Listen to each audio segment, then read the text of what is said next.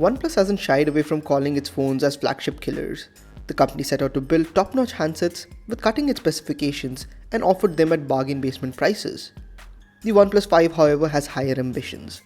Hi everyone, this is Bhutani from FoneArena.com and here's a review of the OnePlus 5. Let's talk design. The front of the phone isn't far off from the OnePlus 3T that it replaces.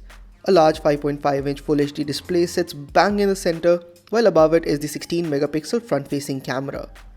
A notification LED sits at the far left corner.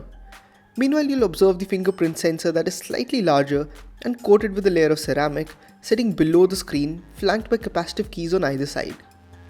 These capacitive keys serve as the back and menu keys, and the functionality can be easily switched out through the software settings menu. There are LEDs under the keys, but they are very dim and they light up only when you tap the button. The right side of the phone sports just the power button. The button is suitably large and the feedback is amongst the best we've ever tried out on any smartphone. There's just the right amount of action and we felt ourselves repeatedly pressing down on the semi-cylindrical button. The left side, on the other hand, is much more busy as it includes not just the volume rocker but also the three-way OnePlus notification slider. The volume rocker is made of a single piece of metal and can be just a smidgen too hard to press down. The three slider positions correspond to ring, do not disturb and silent mode. Now while the top of the phone is clean and devoid of all buttons, the bottom has the USB Type-C connector as well as the 3.5mm audio jack. There's a speaker grill at the left corner of the device right next to the Type-C connector.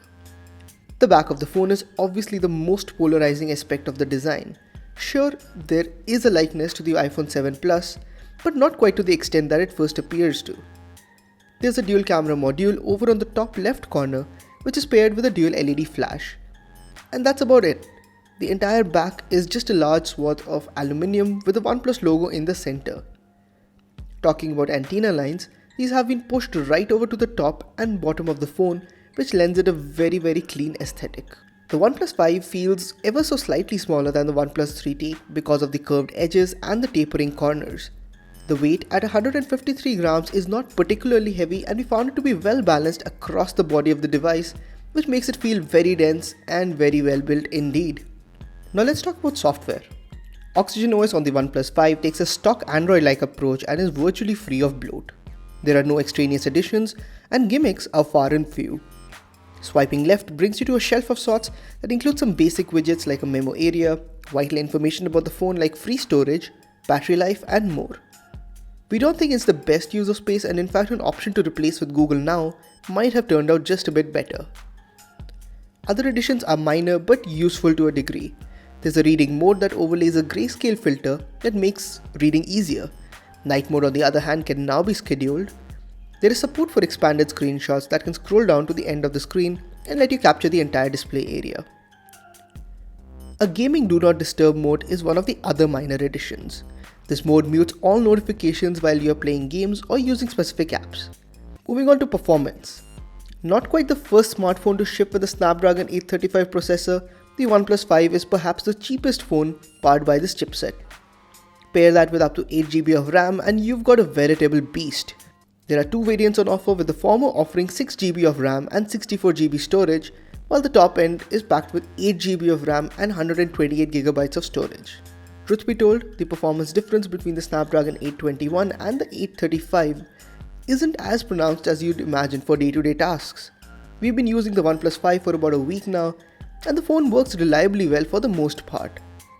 Other than a few crashes and odd software behavior, which has since been patched out, the phone has been a solid workhorse. We did experience intermittent dropped frames, but nowhere close enough to raise a red flag. In terms of RAM, yes, there is a whole lot of optimization this time around to make sure that the phone actually uses the entirety of it. The OnePlus 5 manages very well to keep current apps in memory instead of starting them from scratch. This was a problem with the OnePlus 3 when it first rolled out, so it is good to see that the company hasn't repeated its mistake. Processor and RAM aside, the OnePlus 5 gains dual-lane UFS 2.1 storage, which gives performance a much more meaningful boost. Installing apps, running them, accessing files from storage and more all proceed at a much faster than usual clip. Similar to the OnePlus 3T, the 5 too has a 1080p AMOLED display with a Gorilla Glass 5 coating on top. In an obvious cost-cutting measure, the company has once again decided to skip out on installing a QHD panel, and that's absolutely fine for day-to-day use. It does, however, make the phone a less than ideal candidate for VR content.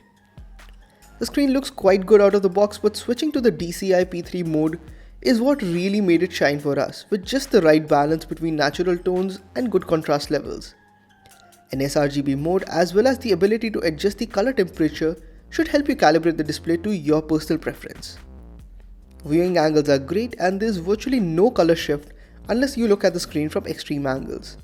Brightness levels too are more than adequate, and the screen goes bright enough to view even under a bright summer sun. Now, the one area where the competition still has a leg up, however, has been the camera. With the OnePlus 5, this was one of the key areas for innovation for the company. Enter the dual camera module and its iPhone-esque implementation. Now, dual cameras aren't exactly new. The LG G6 has the secondary wide-angle camera that can get some stellar shots in the right scenario. Huawei too has implemented a secondary monochrome sensor that manages to finagle a lot more details in the shots. OnePlus, however, has opted for a secondary telephoto lens in the same vein as the Xiaomi Mi 6, and this enables a depth of field feature that is often called the portrait mode. Let's take a closer look. As you flip over the body of the phone, you'll notice the dual camera module sitting towards the top left corner. Set in a camera eyelet of sorts, the two camera sensors sit proud of the frame. The primary camera is a 16 megapixel shooter with an f1.7 aperture lens. The low aperture effectively lets in more light and lets you shoot better even in less than ideal settings.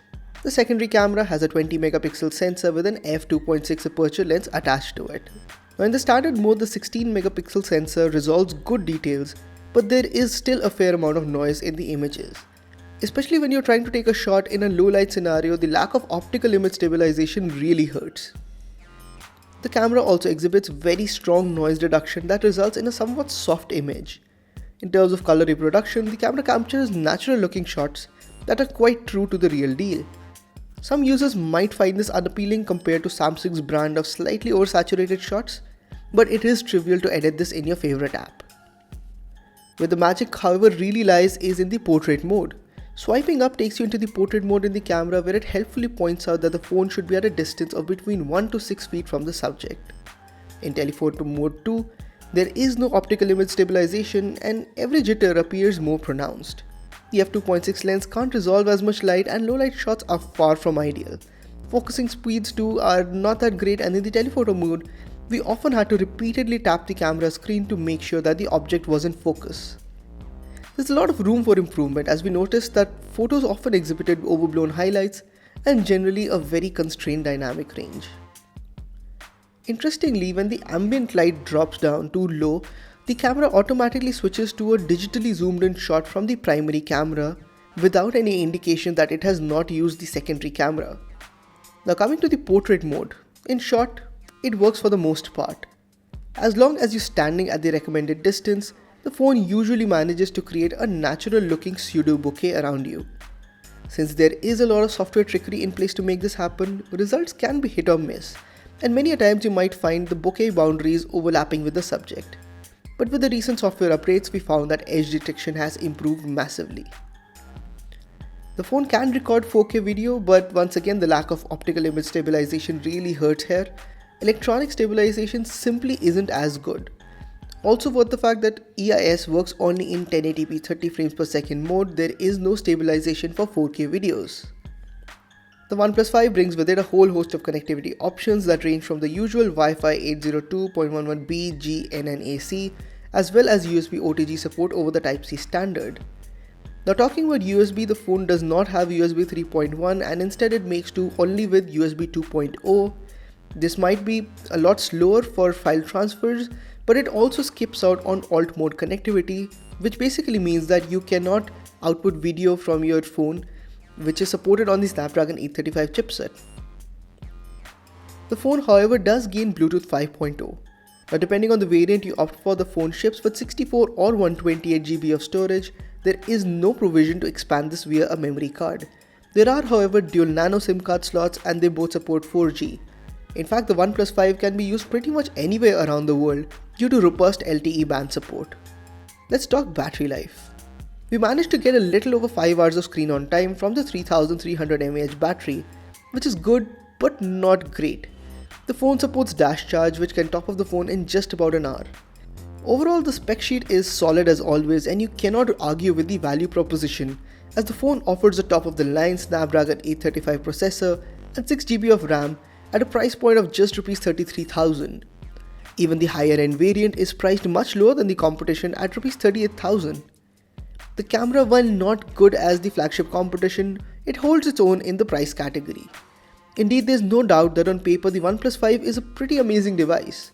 The bigger question, however, is that how long can OnePlus continue raising the price before it loses this advantage? Prospective users may simply just opt for the likes of the Google Pixel, the Galaxy S8 or the LG G6, which might be more expensive, but they do offer a degree of refinement that is a step above the OnePlus 5. This was Robotani from FoneArena.com. Thanks for watching. Don't forget to hit the like button and subscribe to our YouTube channel. If you've got any questions at all about the OnePlus 5, do hit the comment section and we'll get back to you shortly. Thanks for watching.